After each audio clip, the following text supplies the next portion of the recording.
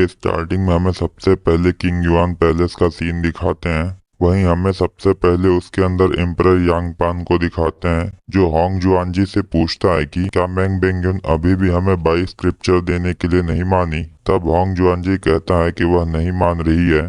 इस पर एम्परर यांग कहता है कि ताइशंग फ्रैक्शन हेवन के गेट्स को गार्ड करता है, जिसकी वजह से वे लोग इमोर्टल्स की नज़र में गॉड बन गए हैं। लेकिन मुझे लगता है कि वे लोग एक जेलर से ज्यादा कुछ भी नहीं है, जिन्होंने स्टार्टिंग से ही ह्यूमंस को कैद करके रखा है। इसके बाद एम्परर यांग अपने ग्रैंडफादर के फोटो को दिखाते हुए बताता है कि इन्होंने भी ताइसेंग फ्रैक्शन के रूल्स को तोड़ा था, जिसकी वजह से मैंग सेंजी ने उन्हें जान से मार दिया था। वहीं मेरे फादर एम्परर गाओजोंग ने भी ताइसेंग फ्रैक्शन के रूल्स को नहीं माना, जिसकी वजह से मैं इनके मरने के बाद इनकी बॉडी को भी नहीं कलेक्ट कर पाया था। यह सुनकर के जुआनजी कहता है कि रूल्स को तोड़ने का मतलब यह नहीं हो सकता है कि कोई हमें जान से मार दे।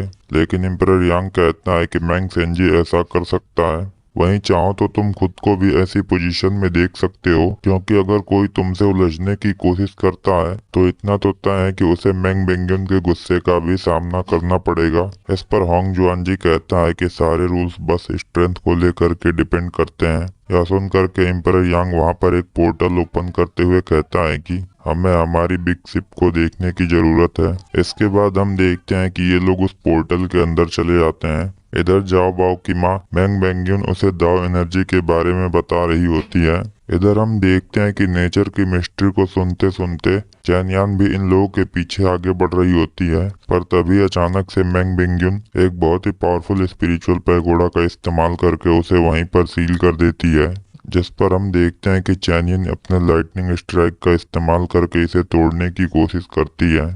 लेकिन चैनयन की यह टेक्निक देख करके मैंग बेंगयुन अंदर जा करके उससे पूछती है कि आखिर में तुम हान जियाओजी को कैसे जानती हो। यह सुन करके चैनयन कहती है कि क्या आप मेरे मास्टर को जानती हैं। इस पर मैंग बेंगयुन कहती है कि तुम्हारे मास्टर ने मुझे यह नहीं बताया था कि उनके पास इतनी टैलेंटेड एक डिसाइपल है। इस पर हम देखते हैं कि चैनयन को पता चल जाता है कि मैंग बेंगयुन हेवन गेट को गार्ड करने वाली फॉर्मर साइंटिस्ट हैं, इसलिए वह तुरंत उन्हें रिस्पेक्ट देती है। इधर हम देखते हैं कि एम्परर यांग उस पोर्टल से होते हुए जुआनजी के साथ में एक अलग ही स्पेस में पहुंच गया होता है। वहीं हमें दिखाते हैं कि यहाँ पर उनके लोग किसी बहुत ही बड़ी जहाज को पिछले 20 सालों से ठीक कर रहे होते हैं। तभी एम्परर यांग कहता है कि हमारी यह शिप पूरी तरह से तैयार हो चुकी है, लेकिन दुख की बात यह है कि अभी तक हम लोगों के पास 22 स्क्रिप्चर नहीं है, जिसकी वजह से चाह करके भी हम लोग कॉस्मोस की दुनिया तक नहीं जा सकते हैं। यह सुन करके होंग जुआनजी कहता है कि एम्परर मैं समझ गया कि मुझे क्या करना है। तब एम्परर यांग कहता है कि मैंग बेंगयुन तुम्हारी वाइफ है, इसलिए बस तुम उसे रोकने की कोशिश करना।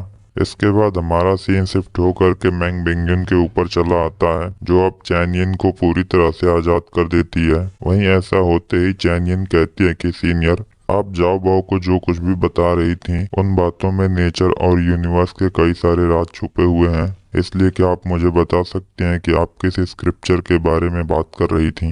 इस पर मैंग बेंगयुन बताती हैं कि एक्चुअल में मुझे भी उस स्क्रिप्चर के बारे में नहीं पता है, मैं बस इतना जानती हूँ कि फ्यूचर में कोई बोरिंग इंसान उस स्क्रिप्चर को लिखेगा।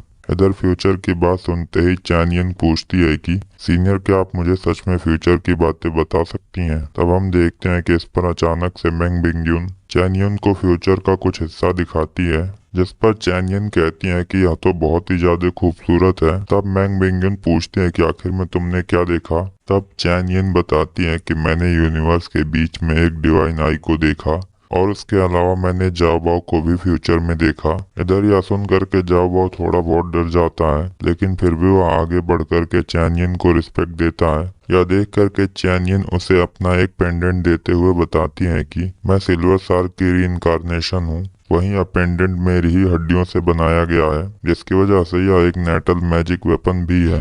इसके बाद हमारा सीन शिफ्ट होकर के फिर से पैलेस में चला आता है, जहाँ पर हम देखते हैं कि एम्परर यांग आज रात को कुछ करने के लिए कुछ बुरे और एविल एलियंस के साथ में प्लान कर रहा होता है। वहीं उसके प्लान को सुन करके वे एलियंस कहते हैं कि क्या तुम सच में एक गॉड को जान से मारना चाहते हो। इस पर एम्परर यांग बताता है कि मुझे कॉस्मोस का 22 स्क्रिप्चर चाहिए, बाकी उसके बाद तुम लोग जो चाहे वो कर सकते हो। तब हम देखते हैं कि यह सुन करके वे सारे एलियंस उसका साथ देने के लिए तैयार हो जाते हैं।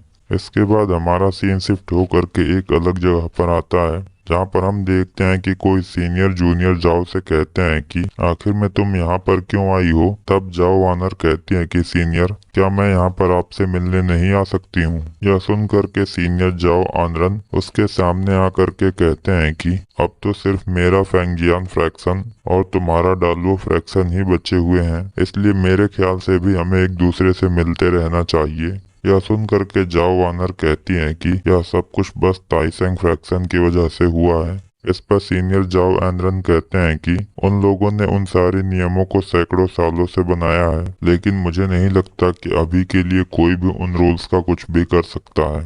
तब जाओ वानर कहती है कि मेरे ख्याल से यूनजिंग सिटी में भी कुछ लोग ऐसे हैं जिनको उन सारे रूल्स से प्रॉब्लम है। इस पर सीनियर जाओ एनरन कहते हैं कि तुम्हें नहीं भूलना चाहिए कि जहाँ पर मेंग सेंजी होगा वहाँ पर वे सारे रूल्स भी होंगे। तभी अचानक से जाओ वानर कहती है कि क्या होगा अगर मेंग सेंजी मारा जाए। इस पर सीनियर जाओ एनरन कहते हैं कि सभी को पता है कि तुम हांग जुआनजी को पसंद करती हो, लेकिन क्या तुम्हें नहीं लगता है कि अगर तुम उसकी वाइफ मेंग बिंगन को कुछ करती हो तो उसे बुरा लग सकता है।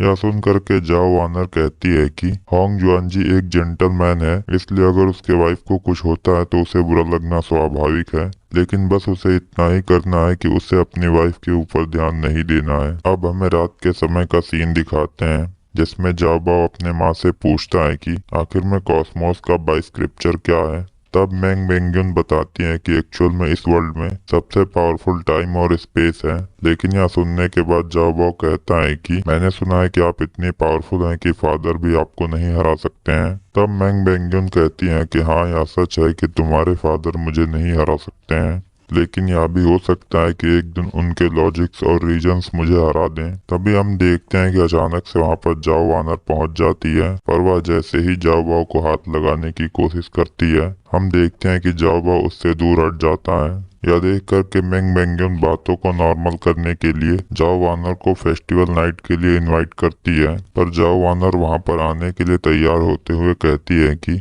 मैं जाओ बाओ को अपने साथ ले जाना चाहती हूँ, क्योंकि उसे एम्परर कुछ रिवॉर्ड्स देना चाहते हैं। इधर हम देखते हैं कि रिवॉर्ड्स के बारे में भी जान करके जाओ बाओ उसके साथ जाने से मना कर देता है, जिस पर जाओ वानर अब गुस्से में वहाँ से वापस चली जाती है। इसके बाद हमें मिडनाइट का सीन दिखाते हैं, जहाँ पर हम देखते हैं कि एम्परर यांग अचानक से सिटी के बीच में किसी तरह के फॉर्मेशन को एक्टिवेट करना स्टार्ट करता है और मेंग सेंजी के ऊपर अटैक लॉन्च करते हुए कहता है कि आज मैं सभी इमोर्टल्स की तरफ से तुमसे जंग का ऐलान करता हूँ। वहीं हम नहीं चाहते हैं कि हमारे ऊपर कोई नकली गॉड रूल करे। इधर हम देखते हैं कि उस फॉर्मेशन से निकली हुई ढेर सारी स्पिरिचुअल एनर्जी जब साउथ गेट हेवन को हिट करती है, तब मेंग सेंजी जंग के लिए आगे बढ़ते हुए कहता है कि तुम लोगों की आखिर में इतनी हिम्मत कैसे हुई। इसी के साथ हमारा यह पार्ट